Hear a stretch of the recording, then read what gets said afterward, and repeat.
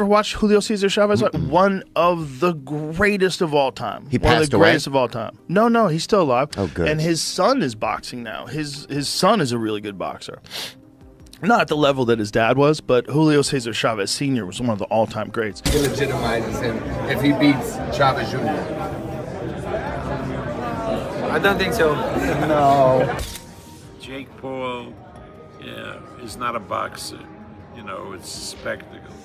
The Tyson event was sort of demeaning for the sport of boxing. Joe Rogan discussed the upcoming Jake Paul versus Julio Cesar Chavez Jr. fight and said people don't take Jake seriously because he started as a YouTuber. He noted that Jake knocked out a former UFC champion with one punch, which is impressive. Rogan added that while he's not sure the fight is a great idea, it's happening regardless, and no one can really stop it at this point. If Jake Paul wasn't Jake Paul, if he wasn't this YouTube guy, he was just a boxer, and you see a boxer knock out the former UFC welterweight champion, not just the former, but one of the best ever, knock him out with one punch like that, you're like, oh man, have you seen this Jake Paul dude coming up? He's fucking for real. Because nothing about watching him fight, to me, screams like he's in over his head. Nothing. He looks like a real boxer. What's the latest with the Mike Tyson, Logan? Was it Logan Paul or Jake Paul. Jake's the really good boxer. Tell me about. I'm fascinating because it's going to happen and there's nothing I can do to stop it from happening. Do you want to stop it from I happening? do not necessarily think it's a good idea for 57-year-old men to be fighting 27-year-old men. A 27-year-old me fought a 57-year-old Mike Tyson. Yeah, he'd beat the fucking shit out of me. It would be quick. But a 27-year-old Jake Paul, who can box and has very good power, and he's very fast, and he's young. He's going to be smaller than Mike. Mike will probably weigh 230 pounds-ish, and Jake will probably weigh 200 pounds-ish. He's fought, I think he got as low as like 187 or 185 for some of his fights. He's a big guy, though, and he probably cuts weight to get there, and he won't cut weight for this at all, so maybe he will be similar in weight. Maybe he won't want to be because he'll want the speed. But he can knock people dead.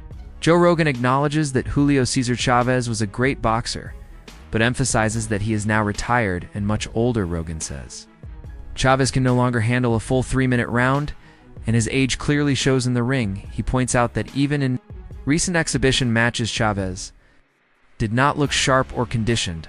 According to Rogan, the legend's time has passed and this fight might be a bad idea. He's like, I want this fight to go. He goes, I want to get him tired. And he goes, and I have much more of a chance to get him tired if he's fighting 3-minute rounds. He's like, we're grown men. And I guess the WBC was pointing to Julio Cesar Chavez. I think had a boxing exhibition recently. I think it was Chavez. It was some legend that was retired that had a boxing exhibition.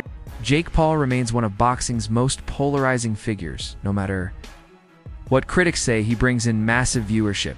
His ability to draw attention is unmatched among modern boxing figures, with Julio Cesar Chavez Jr. standing opposite him. The stakes feel higher. Fans who are tired of Jake's antics hope this is the moment he finally gets humbled.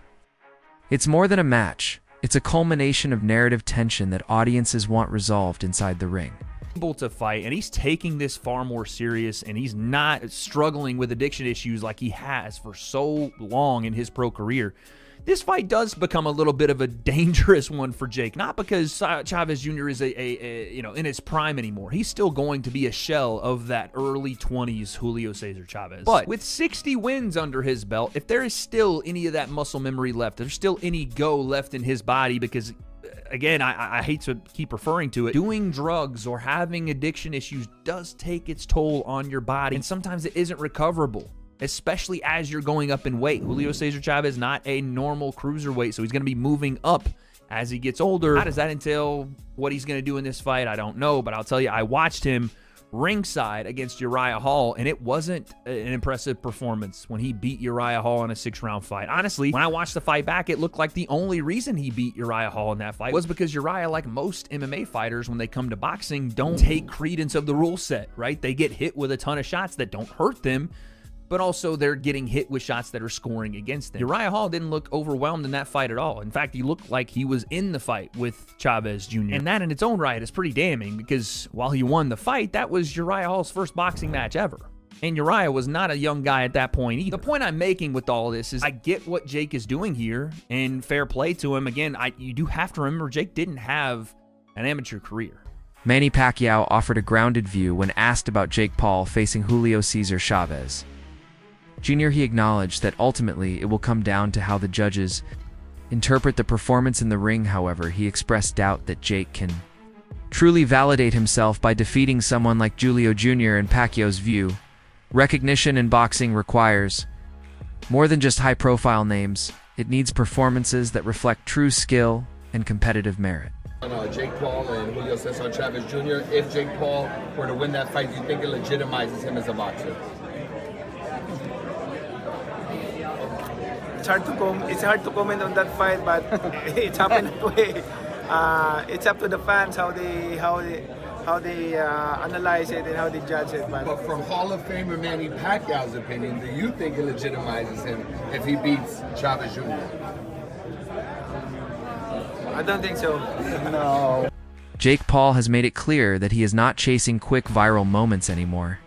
His ambition is to prove himself within the boxing world as a legitimate contender targeting Julio Cesar Chavez Jr. is part of that strategy. Even if Julio is no longer, Aurelio is no longer in his prime, his name carries weight.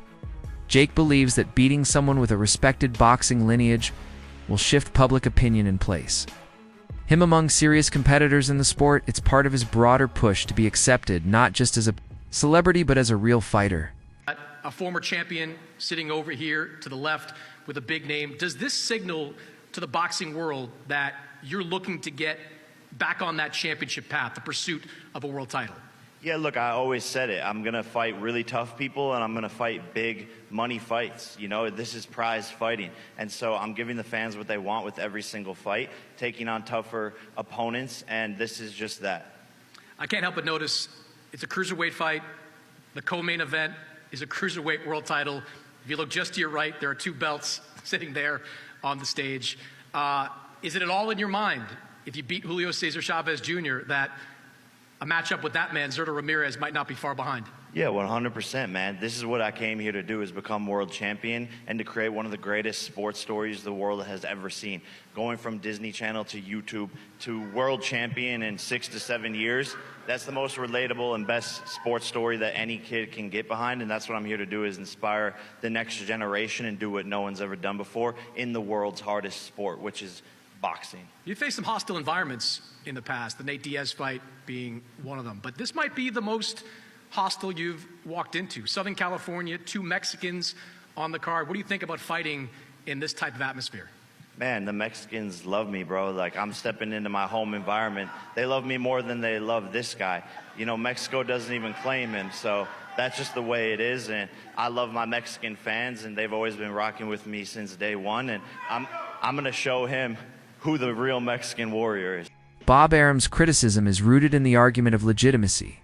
He believes this fight lacks competitive credibility because Julio is no longer an active fighter and is nearing 40, according to Arum. The bout feels more like an exhibition than a serious contest. He questioned whether Jake is genuinely trying to climb the boxing ladder or just cherry-picking opponents with big names but diminished abilities to him. Calling Jake a real boxer remains premature until he faces someone current in battle.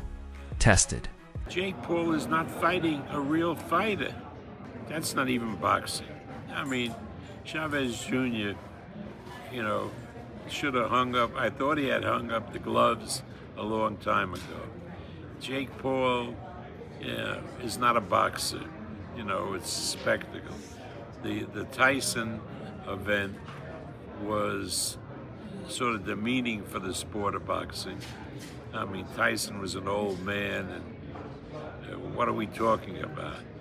But again, if Netflix or somebody else wants to pay for that event, so, I mean, that's fine, but I have no interest in it.